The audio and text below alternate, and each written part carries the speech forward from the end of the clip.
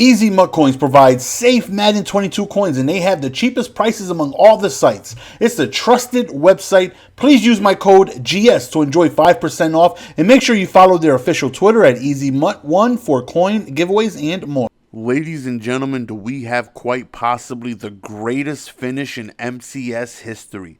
We have on the right John Beast rocking the New England Patriots jerseys, going up against Cleff the God, who is rocking the Tampa Bay Buccaneers unis.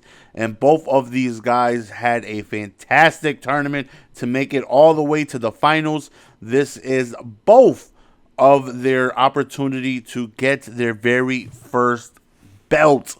The winner of this game will receive $40,000, and they will also get the most beautiful MCS belt to become the first of 4 Madden Bowl champions. So, as you guys can see, John B starting off offensively has a beautiful drive, goes downfield, and is able to put up the first score of the game, going up 7-0.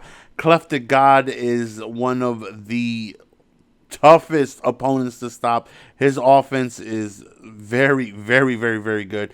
To get to this point, he beats Joke to move into the finals. John Beast beat Don't Care About Ice. Cleff the God is just, he's tough. He's tough. He actually beat Joke the past few years, and he's a very, very tough competitor. And offensively, every time I watch him, when someone does stop him, it's a shocker. He's just so good offensively. John Beast is known in the community as the Rookie of the Year. Last year, he just came. You take a look at their squads. John Beast just made a name for himself, making a nice run last year, and earned the title Rookie of the Year in his first opportunity here to get himself a belt. And it's turns out to be, again, one of the greatest games in MCS history. Both these guys are just phenomenal player. When you talk about high competitive top tier Madden, these are the names you expect to hear: Cleff, John, Joke, and Dreeny, and all these guys that made it in the tournament. So right there, John Beast with the click on strip, and he gets the strip animation. The ball fluffers out, and he recovers the fumble. You can tell his excitement, clicking on, hitting that RB, and he gets the strip, and he gets the recovery. So right now, he's in prime position to take a multiple score lead. Both guys you're going to see, which pretty much throughout the entire tournament was bunch. A lot of people run bunch. Bunch definitely seems like to be the meta early on this year, and you see lots of bunch all over the place. But Cleff the God with a acrobat interception right there, and then the very next play, wide open, all alone on the left side of the field, Joey Galloway for the touchdown, which allows him to tie the game. So just like that, John Beast was a few yards away from putting himself in field goal range to guarantee himself at least a 2-possession lead. An acrobat diving interception takes that away from him and allows Cleff to go on ahead and tie this game up. Defensively, that's all everybody had in the tournaments. There was no other defensive abilities that I seen. Everyone had acrobats, 6 acrobats out there. There wasn't no pass rushing chems, no secure tacklers, no enforcers, no strip specialists, no unfakeable tackle supreme, none of that stuff. Everybody went with acrobats. An acrobat is an absolute, as you've seen, that interception was an absolute amazing ability. It can just change games. When something looks open and out of nowhere, they activate, they dive, and next thing you know, your screen is flipping and you're upset because they caught an interception.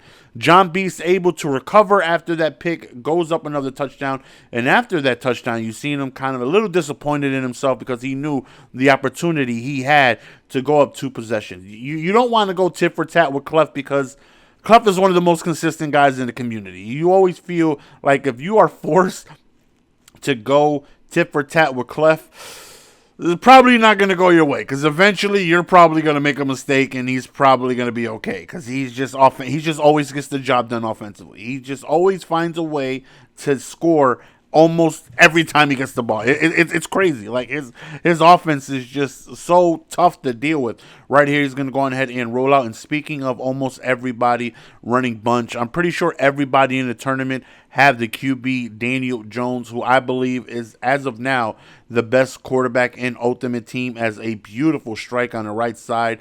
And there Cleff goes. Just consistency, beautiful dots, beautiful drawn drives. He's just difficult to deal with offensively. Daniel Jones, I believe, is the best quarterback in the game. He gets inside deadeye, which we all know is glitched out. And if you don't know, it puts accuracy perfect on every single throw. Although it says only inside the numbers, again, it's glitched out. You can, hold right trigger. You can run, and it's like dashing deadeye built in. You'll never miss a throw. So he gets that ability. He gets inside deadeye in. He also has very quick legs. He's got like 85, 86 speed. So he's fast. He can take off on you if you're not paying attention. And he also gets set feet lead. And set feet lead is an important ability early on in the year, because set feet lead allows you to put that extra velocity on the passes to where the ball doesn't kind of lollipop in the air. They don't hang up in the air for a while. They just go on ahead and get you a nice direct bullet to the target instead of kind of lofting in the air. So right there, fourth down, John Beast decides to go for it, and Cleff the God gets the stop.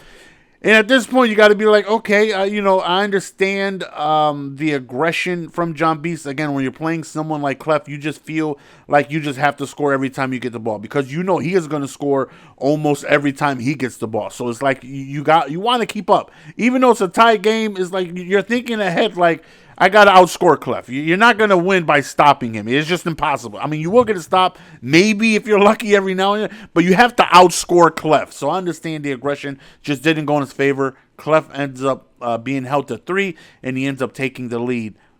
But he makes one of the biggest mistakes in MCS Finals history, which we're going to take a look here in a second. Now, Cleff is up 3 with only seconds remaining. There goes that speed of Daniel Jones I was mentioning before. 10 seconds remaining, and I got a facepalm. He run commits by accident. You can see his reaction on the left. Oh my God, what just happened? Wide open on the left side. John Beast just gets a free uncontested touchdown. He obviously had an input error. He ran commit by accident, giving John Beast a free touchdown, and he takes the lead before half. You want to talk about just such a demoralizing turn of events. Out of nowhere, you're feeling good. You got to stop. You're up 3.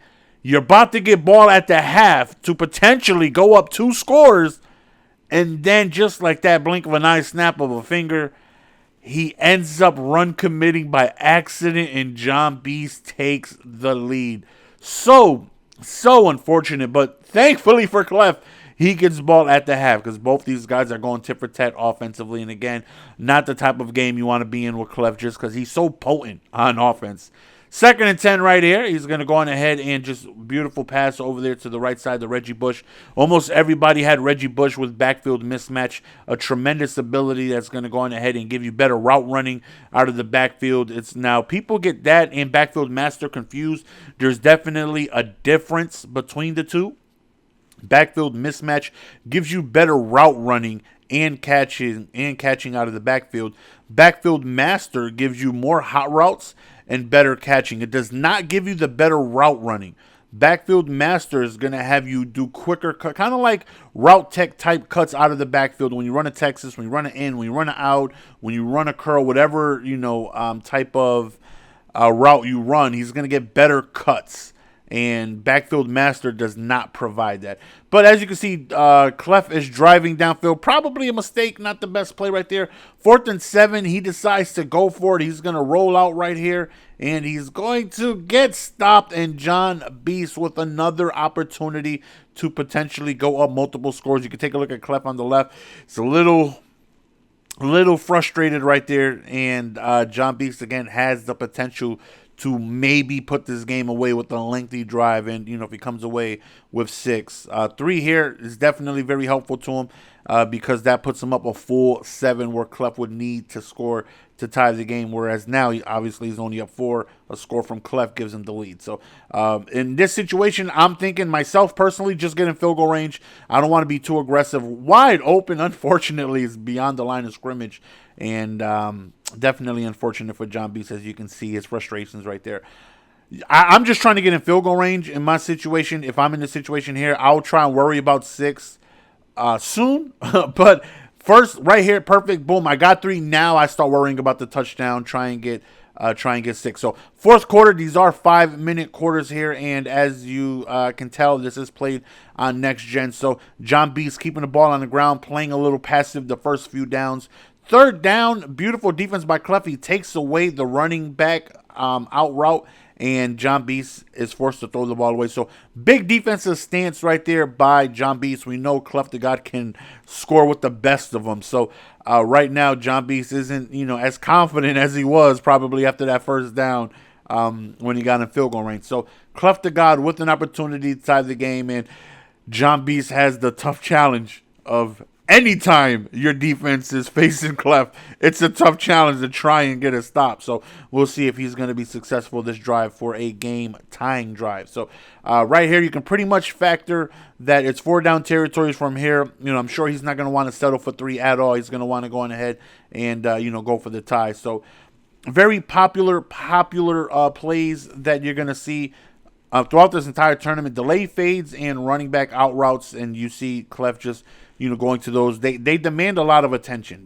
The running back out routes, you got to have a flat, probably at about 0, maybe 5 to try and stop it. As you can see, another running back out route. The delay fade, you got to use her because that's another broken mechanic in the game where even if he's manned up, the guy manned up to him, as soon as the quarterback rolls out, will chase the quarterback for whatever reason, leaving his assignment, and the delay fade then becomes wide open. So it's tough. It's tough. That's why this entire tournament is very heavily offensive based. Right there, over the top to the left, and just out of bounds. He's got those Kevin Durant toes, just stepped on the line to prevent him from scoring a touchdown. But Cleff with a beautiful pass over the middle, and mama, there go that man again. Another fumble. John Beast with the click-on hit stick, and he goes on ahead and forces a fumble. And now John Beast is a first down away from putting this game to an end, winning $40,000 and winning his first MCS belt.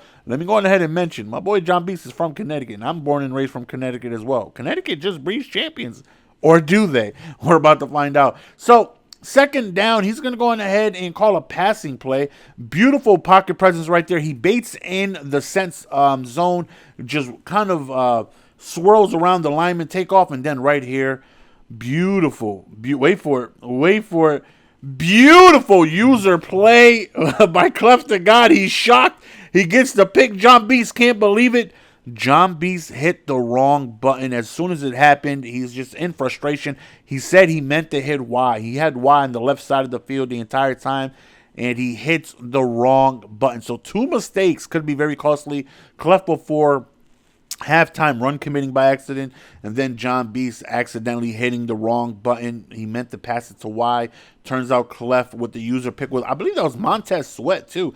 So Cleff in prime position to go on ahead and tie this game up, and John Beast again with the tough task of trying to stop one of the best offensive minds I've ever seen. Cleff is just so potent with his offense. So, but John Beast is in the driver's seat. Obviously, Cleff needs to score here. So, and he only has 1 timeout. So, John Beast's game plan, I'm assuming, don't give up anything big. Try and keep it in bounds and, try and go from there. So, another play inbounds, and right there, Cleff forced to use his last time. Well, not forced to, he didn't have to, but right here, he tries to go for RB. It's a close call, and John Beast comes away with the interception. That young man just won $40,000 and just won his first ever MCS belt.